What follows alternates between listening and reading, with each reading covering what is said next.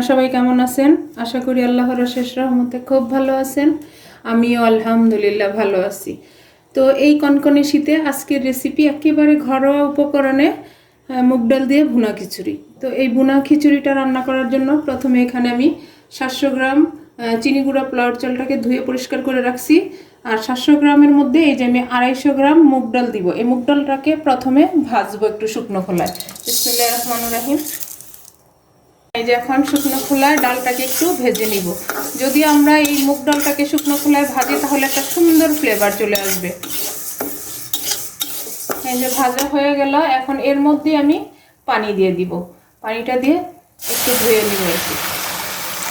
যে ডালটাকে ধুয়ে চালের সাথে নিয়ে নিলাম। এখন এখানে আমি ভুনা খিচুড়িটা রান্না করার জন্য একটা পাতিল বসাই দিচ্ছি। চুলাটা অলরেডি জ্বালাই দিচ্ছি। এখন এখানে দিয়ে দিব আমি 2 চামচ ঘি। আজকে আমি ভুনা খিচুড়িটা সম্পূর্ণ ঘি দিয়ে রান্না করব। মুগ ডালের সাথে ঘিয়ের ফ্লেভারটা কিন্তু অনেক ভালো যায়। এই যে 2 চামচ দিয়ে দিলাম। এখন দিয়ে দিব আমি আস্ত গরম মশলা। এর মধ্যে আছে 6টা এলাচ, 4-5টা লং, একটা দারুচিনি, 5-6টা হলো গোলমরিচ, 2টা তেজপাতা দিয়ে দিলাম। বিসমিল্লাহির রহমানির রহিম।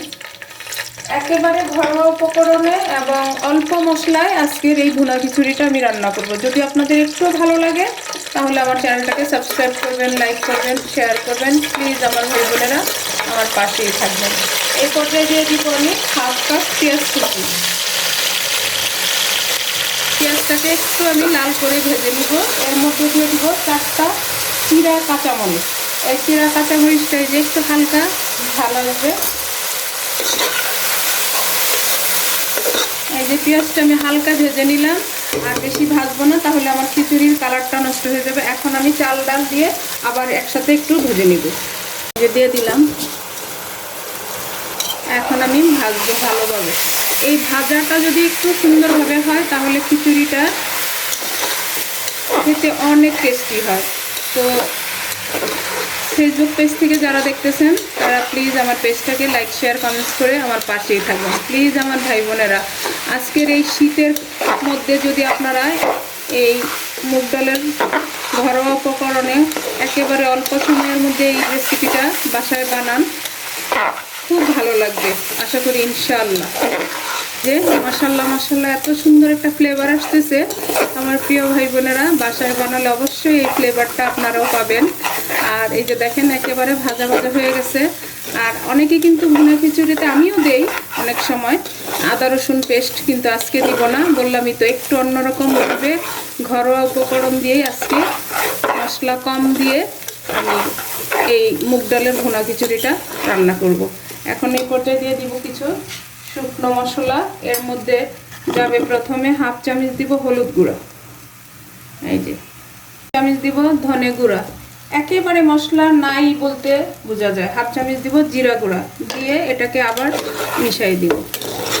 এইভাবে যদি আপনারা ভুনা খিচুড়িটা রান্না করেন, কালারটা এত সুন্দর আসে, দেখলেই খাইতে ইচ্ছে করবে, এরকম একটা কালার আসে। যে সব কিছু একসাথে ভাজা ভাজা হয়ে গেল। এখন আমি এই ভুনা খিচুড়ির পানিটা দিয়ে দিব। তো এখানে মেজারমেন্ট তো আমি অনেক ভিডিওতেই বলছি, যতটুকু চাল ডাল অতটুকু ডাবল দিলেই হবে। এই যে দিয়ে দিলাম। যে পানি তো দেওয়া হয়ে গেল, এখন দিব আমি স্বাদ মতো লবণ। স্বাদ মতো লবণটা দিয়ে ঢাকনা দিয়ে বলক আসা পর্যন্ত আমি অপেক্ষা করব। বলক চলে আসছে। এখন এই পর্যায়ে আমি আরও 5টা কাঁচামরিচ দিয়ে দিব। এটা আর ঝাল ছড়াবে না। মাশাআল্লাহ মাশাআল্লাহ অনেক সুন্দর একটা ফ্লেভার চলে আসছে। আর এই পর্যায়ে 1 মুঠো ধনে পাতা দিয়ে দিব।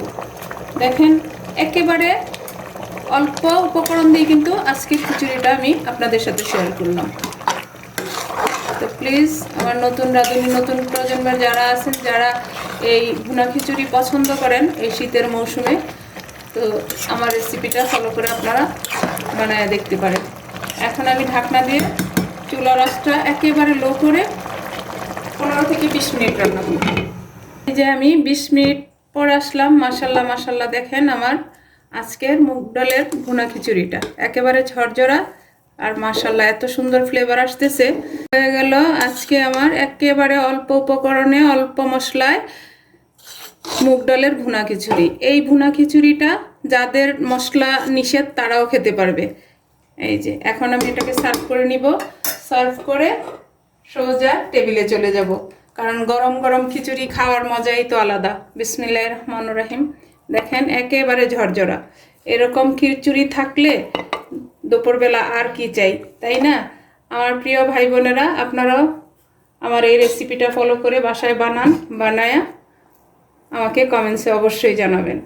এই যে দেখেন আজকের একেবারে মশলাবিহীন অল্প উপকরণ অল্প সময়ের মধ্যে হয়ে গেল আমার মুগ ডালের ভুনা খিচুড়ি। এই ভুনা খিচুড়িটা আপনারা আমার রেসিপিটা ফলো করে অবশ্যই বাসায় বানাবেন। এটা আমার অনুরোধ রইল আপনাদের কাছে। বানানোর পরে বুঝতে পারবেন যে অল্প উপকরণ দিয়ে এত টেস্টি একটা খিচুড়ি হয়। তো যাই হোক, আজকে আমার এই মুগ ডালের ভুনা খিচুড়ি রান্না করা শেষ হয়ে গেল। আমি আপনাদের কাছ থেকে বিদায় নিব, আবার নতুন কোনো রেসিপি নিয়ে আসব। আল্লাহ হাফেজ।